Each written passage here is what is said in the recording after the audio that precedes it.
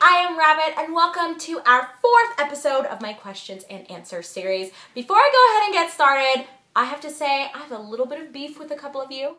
No, in all seriousness, a couple of you who do follow me on a few of my other channels were noting that I wear a cardigan in almost every single vlog, or I wear something that's green. But I was kind of slowly going back and looking at vlogs or announcement videos, and you guys are right. I wear a lot of cardigans, don't I? I just want to say in my defense that I do have other sweater styles in my closet, but cardigans are so comfortable, you guys, because you can literally wear pretty much nothing underneath them. So I get very, very hot, and I like to wear like the sleeveless shirts or tank tops or halter tops, tube tops, whatever other kind of top is out there that isn't super dense or super thick in terms of the sleeves that it has. And so you can take any of those little like skimpy undershirts and just throw a cardigan over it and you're mostly covered up. So I love my cardigans. I don't care if I'm going to be known as the cardigan lady for the rest of my life. But alrighty, let's go ahead and get started with our first question for today. So the first question says, is your real name actually Rabbit? If not, why are you called that? I get asked this question quite a lot, and it makes sense because I don't know if anyone would ever seriously name their child Rabbit, but just to kind of put it out there on the table, my name is not Rabbit. My actual name is Rebecca, but growing up, my family name or nickname or whatever you guys call that was Bunny. So I guess a little backstory here about me. I was a really weird, whimsical child. Imagine that. Look what I grew up into. And I spent a lot of time outside. I loved nature and animals. As stupid and ridiculous as this sounds, there was a lot behind our house when I was really young, like in the second grade. A bunch of cows would often have this little route. I don't know if they were being farmed or if they were wild. I really have no idea, but there were just a bunch of cows that would always walk behind our house. It was fenced off, but I would see them almost every single day, and it got to the point where I would occasionally save the lettuce from my salads at lunch or dinner, and I would sneak outside to my backyard and I would feed some of my vegetables to a few of the cows. And I actually became really close with this gigantic bull that apparently was very violent and rowdy, and other people were like, oh my god, don't let her next to that bull, it's scary. But my parents were just like, oh, whatever, she's fine. It's gonna be okay. No, the bull really wasn't that bad. I just think that some people didn't know what it was capable of doing, and it might have been dangerous in retrospect, but I was so excited every day when it was time to go feed my bull friend, and I would give him my lunch and he would lick my hand with his tongue. Oh my god, I was so in love with that bull.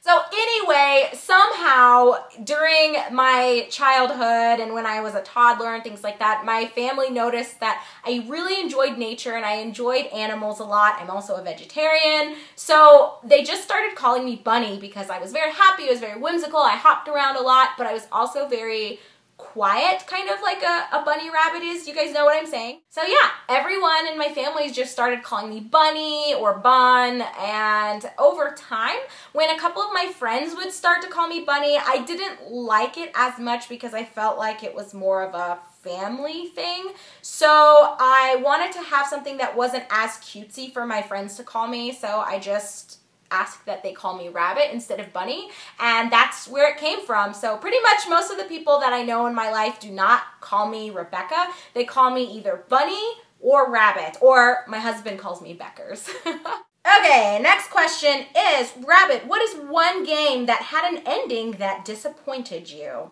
I can think of a few games off the top of my head that had very underwhelming endings, but the one that's particularly coming to my mind that I feel like is, right now anyway, the most raw for me is probably Jade Cocoon's Story of the Tama.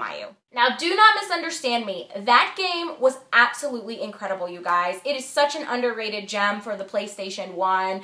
It was beautifully done in terms of its music. Oh, the soundtrack is to die for. The art style was very nice, and if you guys have seen the game, you know why I love it so much. The narrative also was very beautifully executed, and it really touched at your raw emotions because for those of you who have never heard of Jade Cocoon's Story of the Tamamayu, or you've never played it yourself, the best way that I would be able to describe the feel of the game is that it's very reminiscent of almost Native American culture, I guess, or kind of like a fantasy version of that, or you could say maybe more of a tribal society. But what I thought was really beautifully done by the game was that it relied a lot on relationships, and it put a lot of emphasis on success through relationships. I know a lot of people get kind of upset and they talk about how within video games that girls are portrayed a certain way,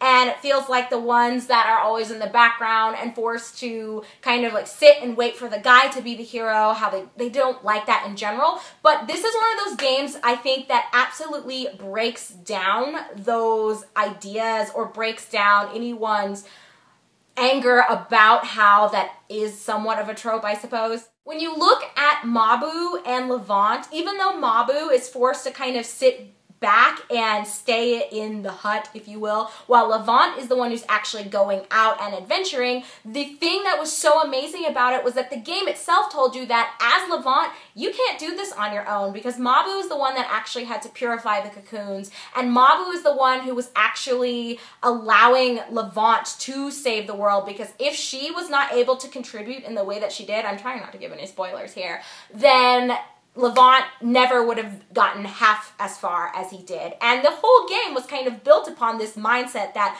even if two people serve completely different roles in an adventure and one person's more at the forefront than the other, that doesn't mean that they're not equal. It's just a different role, but they both still lead to the same ultimate goal and to the victory for all of mankind and humanity. Oh my god, I'm making this game sound so deep because it actually is, and with me saying all of that, that leads me to why this is my answer. The game was incredible, guys. Like, I felt so much just experiencing the narrative on my own. I got so sucked into the gameplay mechanics. It was kind of like Pokemon, but not really. It had a lot more depth to its merging system, so it wasn't about capturing something and letting it evolve 2 or 3 times or whatever. It involved a lot of actual planning on your part to get the ultimate monsters that were going to allow you to be the ultimate victor and save the world. But here's the thing that felt so fucking shitty about the whole game was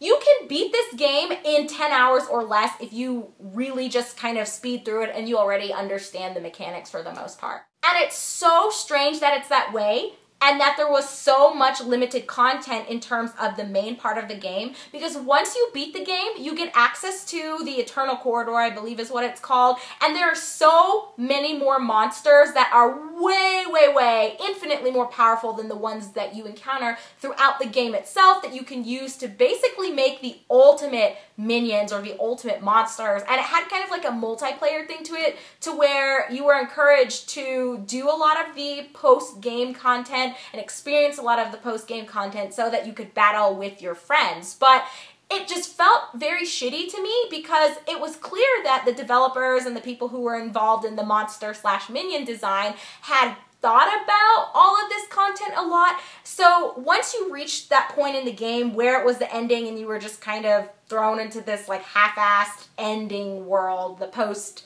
part of the game, you could tell that either they ran out of time or their budget was just up and they didn't have any more funds to expand the game anymore. It just felt very much like the game was left incomplete. And that's not to say that what you did experience from the game was bad, but the ending came so abruptly, and with all of the extra stuff that it seemed like was available in the game but wasn't utilized until afterwards. It was just kind of weird, and I found it very underwhelming and disappointing personally. Okay, and our last question is, Rabbit, what is your absolute most favorite MMORPG of all time? I had to just take a quick minute to think about this because I've played quite a few MMOs, and there are a lot of them that I liked quite a bit.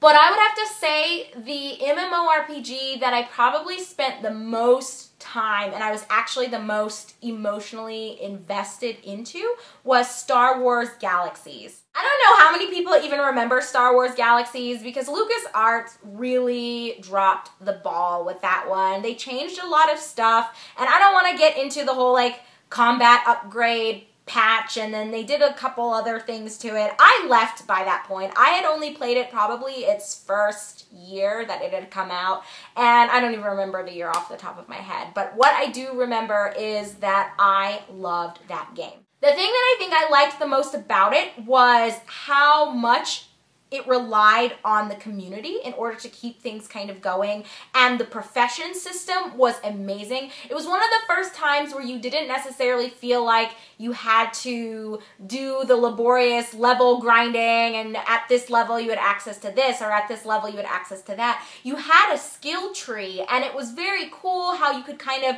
diversify your characters, and everyone was in a way unique because you had so many different combinations for professions that you could explore, and it was just executed, in my opinion, very well. It did have its initial problems, which I know is why they kind of came and looked at it and wanted to tweak it, but they absolutely made it worse when they tried to emulate what World of Warcraft was doing. So yeah, I don't want to like get into too much about Star Wars Galaxies. I know some people like hate it and they say that it's the worst MMO ever, and then other people, their nostalgia boner is so hard for it that they think it is perfect and flawless and had no issues. I am right in the middle where I see that it had a lot of issues and it definitely could have grown, but at the same time, I was so invested in it and I thought it was such a unique system that I have yet to experience in another MMO. So maybe someday someone will kind of try to recapture that magic that was present in Star Wars Galaxies. And I should throw out that I didn't just like it because I'm a big Star Wars fan. I actually am like one of 5 people on planet Earth that doesn't like Star Wars. I really don't like the series at all. And alright, I don't know if it's just me, but I feel like this episode is longer than some of the other ones. I don't know, maybe it's just because I had so much to say about Jade Cocoon that I feel like I've been talking for a long time. So let's go ahead and end this here. And as always, when I sign off with you guys, I do want to thank you so much for supporting me and watching my videos. It means so much to me that you guys are enjoying this Q&A series because I'm having a blast answering your questions. So I hope you continue to enjoy listening to my answers to those questions. Also want to remind you guys, if you have anything that you would like me to answer in the future, you are welcome to contact me in one of 3 ways. You can leave a comment down below. You are welcome to send me a private message on Facebook, or you can go ahead and email me at rabbitplaysgames@live.com. Even if I don't actually reply to your comment, PM/email, I do read them all, and as I have noted in the past, I am giving priority to those questions that have been asked the most. But yeah, I will eventually get to all the questions, so do not hesitate to ask me whatever it is you want to hear an answer to. And with all that being said, I'm gonna sign off with you guys right now. So thanks again. I hope you all are having a wonderful day and a wonderful week, and I will see you soon. Bye, everybody.